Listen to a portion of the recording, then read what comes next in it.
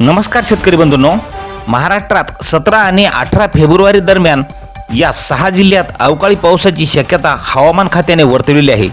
मग कोणत्या 6 जिल्ह्यांमध्ये पावसाची शक्यता पाहूयात मित्रांनो। याबद्दलची सविस्तर माहिती आपल्या हवामान आणि परिसर या चॅनलच्या माध्यमातून। पण मित्रांनो, विनंती आहे की अजूनही चॅनलला सबस्क्राइब केलं नसेल तर चॅनलला सबस्क्राइब करा, जेणेकरून असेच हवामानाचे व्हिडिओ आपल्याला पाहायला मिळतील।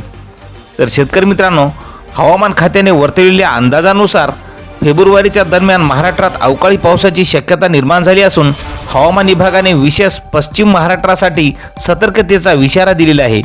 प्रामुख्याने यामधील पुणे, सातारा, सांगली, कोल्हापूर आणि सोलापूर या जिल्ह्यातील 17 फेब्रुवारीच्या रात्रीपासून हलक्या ते मध्यम स्वरूपाच्या पावसाची सरी कोसळू या भागात पाऊस पडण्याची शक्यता आहे। तर काही भागात ढगांचा गडगडाट आणि वाऱ्याचा वेगही वाढण्याची शक्यता व्यक्त करण्यात आलेली आहे।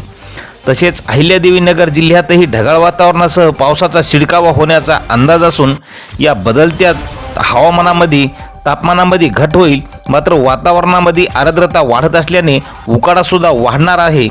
विदर्भ आणि मराठवाड्यात पावसाची शक्यता तुलनेने कमी असली तरी उत्तरेकडून येणाऱ्या थंड वाऱ्यामुळे तापमानामध्ये किंचित घट झाली आहे, परंतु ढगाळ वातावरण वाढत गेल्यास पुढील काही दिवसात पुन्हा उष्णतेची वाढ होऊ शकते असा अंदाज हवामान तज्ज्ञांनी आज वर्तवलेला आहे।